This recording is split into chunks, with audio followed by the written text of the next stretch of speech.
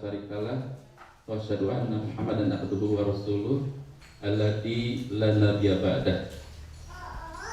Yang terhormat Ibu Dr. Erham sebagai Ketua Prodi di Universitas Islam Bandung, juga yang saya hormati pendamping para dosen PG PAUD Unisba, selamat datang di Kelurahan Panjunan, juga kader PKK kecamatan, juga kelurahan, ibu peserta Ayudi yang saya hormati, lambung dipayun mangga urang sami-sami manjatkeun puja puji sinar syukur kajatilah Robbi Allah Subhanahu wa taala atas limpahan rahmat sareng karunia.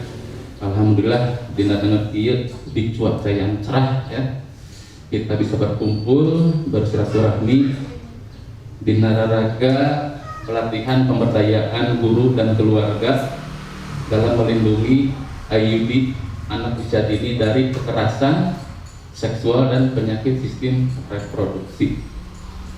Bapak Ibu yang saya hormati, atas nama pemerintahan dalam hal ini Kelurahan Panjunan, Kecamatan Astana Anyar tentunya menyambut baik, mendukung sepenuhnya kegiatan ini. Mudah-mudahan ada manfaat tentunya. Yang saya rasakan, saya juga memiliki 4 anak, 1 istri. Betul ya? 4 anak 1 istri ya? Bukan 4 istri, Bu. Dan tentu Bapak Ibu, Waalaikumsalam, sama juga memiliki anak. Dan mohon izin Ibu Dokter, saya bekerja di wilayah ini baru 2 bulan. Baru 2 bulan saya bekerja di kewilayahan. Dulunya 27 tahun saya kerja di Dinas Perhubungan.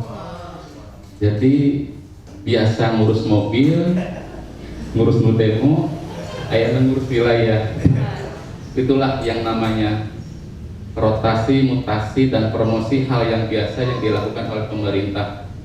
Tetapi kena sial orang teknis, habis akhirnya ke wilayah mengurus, berbagi dengan warga masyarakat yang begitu unik tuh. Nah, terkait dengan pembinaan ini juga yang saya rasakan, tentu faktor atau indikator yang paling sangat mempengaruhi adalah lingkungan. Sebagaimanapun bagusnya pendidikan, tatkala lingkungannya seperti banyak hal di sini, contoh-contoh kasus gitu kan. Karena di usia dini itu betul-betul rentan. Jadi rumahnya muntengilu tegengsi gitu. Itulah mungkin tidak hanya di Panjunan, mungkin di seluruh Indonesia, bahkan mungkin seluruh Bandung atau kabupaten yang saya tahu seperti itu. Jadi dampak indikator terjadinya kekerasan seksual di usia dini itu karena faktor lingkungan, faktor media. Kalau sekarang ya HP. Ini peran utama orang tua tentunya harus bisa mengarahkan dan mendidik, mendampingi sekaligus tentunya. Jadi kadang-kadang yang saya rasakan orang tua itu dan disakolahkeun gitu kan. Padahal ini perlunya ada komunikasi antara guru dan orang tua. Jadi keterbatasan di sekolah misalkan 2 jam komo ayeuna mah lepas bisa di sekolah. Berarti tanggung jawab penuh ada di orang tua gitu kan. Memberikan contoh dakwah terus gitu kan, tidak bosan-bosannya untuk mendidik sebuah anak yang cerdas gitu. Nah, ini Bapak Ibu yang saya hormati, sekali lagi saya ucapkan terima kasih. Selamat untuk menjalani pembelajaran terkait dengan pelatihan pemberdayaan guru dan keluarga dalam melindungi anak usia dini dari kekerasan, baik itu seksual atau kekerasan. Itulah penyakit masyarakat. Tentu insya Allah mudah-mudahan di Kelurahan Panjunan, khususnya di Ibu yang di sini, bisa mengantisipasi. Dan perlu diketahui Ibu Dokter, di Kelurahan Panjunan ini alhamdulillah di bulan Maret di minggu kedua itu sudah tidak ada lagi yang namanya pius. Jadi sudah zona hijau ya, alhamdulillah. Karena upaya kami, upaya masyarakat betul-betul tak kenal lelah, tak kenal lelah. Kami terus tiap pagi mengedukasi keluarga masyarakat agar tetap menjaga prokes gitu ya, melaksanakan prokes, karena tugas ini bukan tugas hanya pemerintah saja, ternyata ini tugas bersama gitu kan.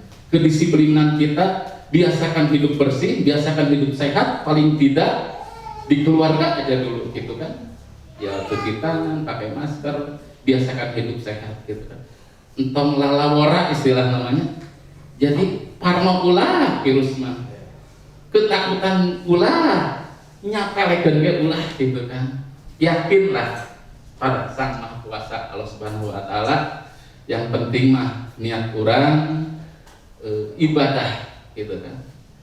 Nah itu barangkali Ibu yang bisa saya sampaikan.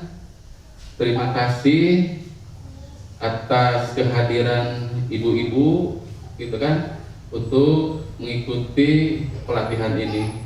Semoga bisa dimanfaatkan kesempatan ini. Hanya Kelurahan Padunan Bu, sebuah kesempatan yang emas yang sangat berharga demi masa depan putra-putri Ibu. Sekali lagi saya sarankan untuk betul-betul dicamkan apa yang nanti disampaikan, jangan disia-siakan nanti yang disampaikan oleh dosen dari Unisba. Coba betul-betul dicerna dan diimplementasikan, dilaksanakan di kehidupan sehari-hari. Itu barangkali yang bisa saya sampaikan. Sekali lagi terima kasih, mohon maaf apabila ada kata atau kalimat yang kurang berkenan. Wassalamualaikum warahmatullahi wabarakatuh. Ibu yang berbahagia, yang kami cintai, yang kita harapkan semua untuk menjadi ibu-ibu yang akan mengantarkan putra-putrinya menjadi generasi yang sehat, gemilang, cerdas, berakhlak karimah ya. Jadi kami berterima kasih Bapak diberi kesempatan untuk melaksanakan pengabdian masyarakat di sini. Kegiatan ini adalah kegiatan LPPM ya, Lembaga Penelitian dan Pengabdian Masyarakat Unisba. Kebetulan kami dari PG PAUD, karena kami melakukan penelitian tentang kasus-kasus kekerasan seksual, lalu kami bertiga ini mengembangkan model Pak, bagaimana caranya kita mendidik anak untuk pendidikan seks sejak usia dini. Maka hari ini kami coba sampaikan mungkin kepada ibu-ibu, kemudian apa yang bisa dilakukan di lingkungan rumah masing-masing agar anak-anak kita terlindungi. Jadi itu kira-kira Bapak tujuan kami. Kemudian juga ini mohon maaf ibu-ibu semua, ada banyak isian-isian, itu gunanya bagi kami nanti suatu saat kami akan melakukan lagi, ada data yang jelas untuk kami memberikan pelatihan. Terus terang memang Pak Camat minta di beberapa lurah gitu kan, tapi karena berbagai keterbatasan, terutama ya karena memang sekarang ini yang namanya dana agak diirit itu Pak, karena banyak ya dari pemerintah juga begitu gitu ya, jadi kami terbatas, makanya kami minta peserta juga terbatas Pak. Jadi kalau misalnya Bu Eva bilang mau 30-an, kita satu sisi mempertimbangkan COVID, sisi lain juga dengan berbagai keterbatasan kami, maka memang kami berharap pelatihan ini ada maknanya. Mudah-mudahan juga sekalian nanti konsultatif Pak, kalau ada masalah insya Allah kami bisa melayani sepanjang kami bisa. Jadi hari ini kita akan bicara ya, nanti karena kita dari Universitas Islam Pak, model yang kami kembangkan adalah model pendidikan seks Islami. Jadi kita mungkin agak beda mungkin dengan apa yang disampaikan oleh Barat gitu Pak. Kalau di Barat mungkin lebih vulgar, kalau di kita ada rambu-rambu dalam sisi nilai Islam bagaimana kita melakukan pendidikan seks. Nah mungkin itu Bapak sebagai pengantar, sekali lagi kami sampaikan terima kasih. Maka selanjutnya memang kami minta dulu ibu-ibu mengisi data gitu Pak. Setelah mengisi data nanti baru kita interaktif saja, kayak ngobrol gitu ya, tentang bagaimana kita harus membesarkan anak-anak kita sehingga dia terlindungi dari yang namanya kekerasan seksual, karena nanti dari kekerasan seksual itu bisa muncul masalah kesehatan reproduksi. Jadi nanti dampaknya panjang ya pada masa remaja. Jadi bukan hanya kita bicara anak-anak ini gitu ya, tapi kita memperjuangkan mereka agar nanti pada masa remaja mereka juga sehat gitu ya secara sistem reproduksi. Nanti juga gilirannya dewasa siap gitu ya Pak ya. Nah nanti kami akan bicara seperti apa angka kekerasan seksual, bagaimana itu terjadi, kemudian bagaimana kita mengenali ya karakteristik daripada anak yang rawan mendapat kekerasan seksual. Kemudian juga kita bicara orang-orang yang kira-kira perlu kita curigai bisa menjadi pelaku kekerasan seksual gitu ya, karena nanti bisa jadi pura-pura baik tetapi sebenarnya dia adalah yang menjadi ya predator ya, yang akan membuat anak-anak kita kehilangan masa depannya ya dalam satu sisi. Mungkin itu Bapak. Sekali lagi kami mohon waktu ya Pak ya, mohon kesempatan ini, dan ibu-ibu mohon juga kesempatannya, mudah-mudahan sampai siang ibu-ibu betah di sini ya. Kami mohon maaf Pak kalau misalnya apa yang kami sampaikan nanti kalau ada yang kurang berkenan, dan akhirnya mungkin saya tutup dulu ya Pak. Assalamualaikum warahmatullahi wabarakatuh. Baik, Ibu Dr. Erham, terima kasih.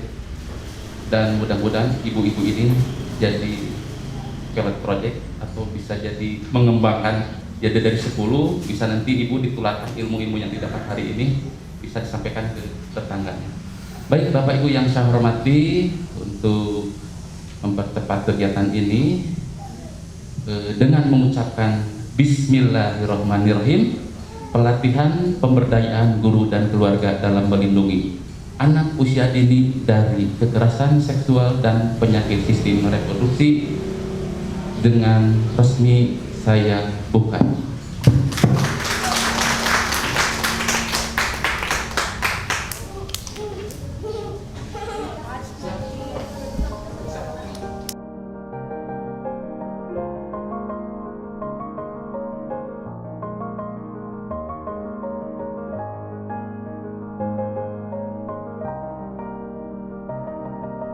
Ibu yang berbahagia, sekali lagi insya Allah kita siang ini akan berbagi cerita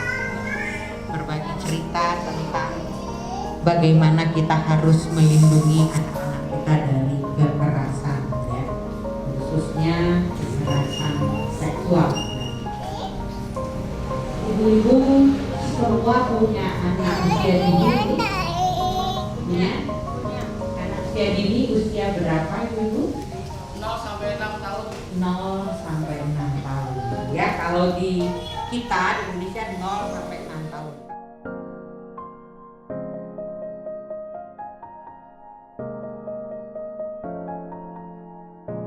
Coba kasus seperti apa yang itu? Sodomi ya. Terus pedofil, oke. Ya, pedofil ya. Kekerasan seksual. Yang jualan mainan sama anak-anak dibujuk, malah ujungnya anaknya menjadi dicolek-colek, bukan soal penyakit ya Bu ya, bukan soal suami istri, tapi juga dicolek-colek, itu juga termasuk jenis kekerasan seksual.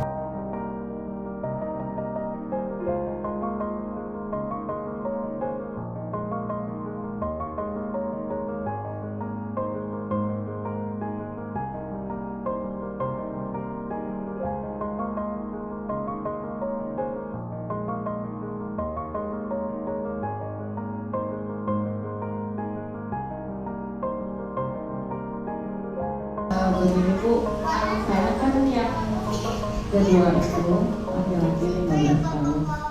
Sejak kecil memang saya selalu dibiasakan kalau pergi salam, dan saya selalu mencium kedua pipinya dan kayaknya. Semenjak SMP dia agak malu, apalagi kalau di depan teman-temannya. Tapi saya menginginkan momen itu sampai dia dewasa. Karena kadang-kadang kalau sudah dewasa dia nggak mau gitu, karena itu kan sesuatu yang memang bonding buat saya gitu ya Bu. Kadang-kadang kalau ada teman-temannya atau pas di luar ada tetangga yang melihat, dia nggak mau sungkan untuk saya sun pipinya. Tapi kalau saya sedang di rumah atau saya sedang di dapur atau apa, dia mau pergi, dia selalu nyari saya dan selalu dia menyodorkan seolah dia karena sudah mungkin bonding juga, jadi selalu pengen untuk disun. Tapi kalau untuk di tempat terbuka dia agak risih gitu. Gimana cara memberikan pengertian? Itu sendiri ya Bu ya. Kalau misalnya SMP, anak itu kan sedang cari identitas diri. Jadi saya yang akan diakui oleh teman-teman itu seperti apa. Nah bisa jadi gitu kan, ada persepsi pada anak itu bahwa kalau saya masih dipeluk, masih dicium itu seperti anak manja. Itu kan kita kan nggak tahu ya Bu ya. Jadi maksud saya nggak usah kita paksakan. Jadi kalau memang dia malu di depan teman-teman, ya nggak usah ibu lakukan, gitu kan? Kenapa sih?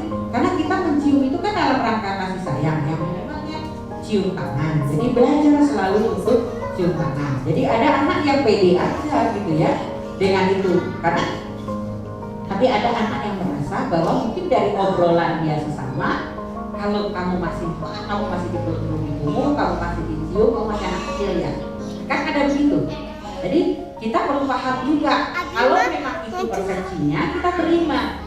Jadi manis, ini kelingking. Sekarang satukan jempol dengan kelingking. Semua sama sudah. Yuk sama-sama kita simpan di dagu. Ya, dagu napalnya. Ibu dagu di mana?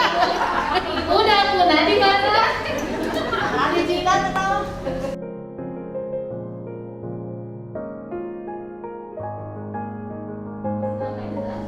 Penyakit kelamin ini sebetulnya tidak hanya dialami oleh orang dewasa, ya.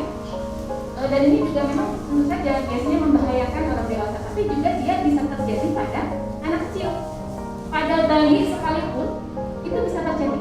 Tetapi tentu saja penyebabnya berbeda, gitu ya. Nah kalau pada bayi ini biasanya karena adanya pelecehan seksual. Jadi penyakit-penyakitnya bukan tiba-tiba muncul, tetapi biasanya ada pencetusnya.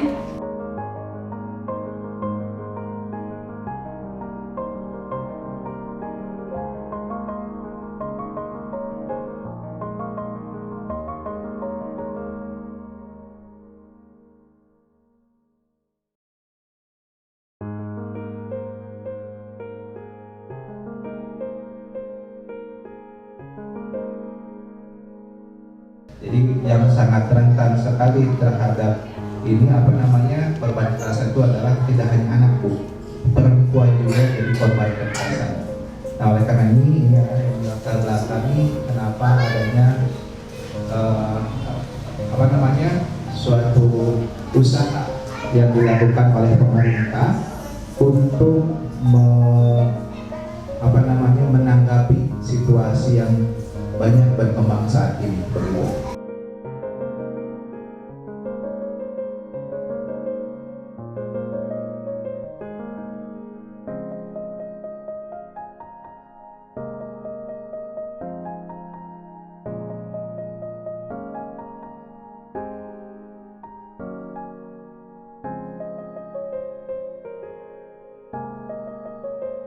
Jangan sampai apa yang disampaikan oleh korban, misalkan begini, ibu sudah berapa lama jadi korban? Sebetulnya saya satu. Nah, ibu masalah nanti dibahas atau cuma hanya bukti-buktinya sudah hilang. Nah, bukan begitu. Jadi kita lemas kok. Ini orang nerangkan Bu. Ya, jadi tidak boleh menghapus. Contohnya.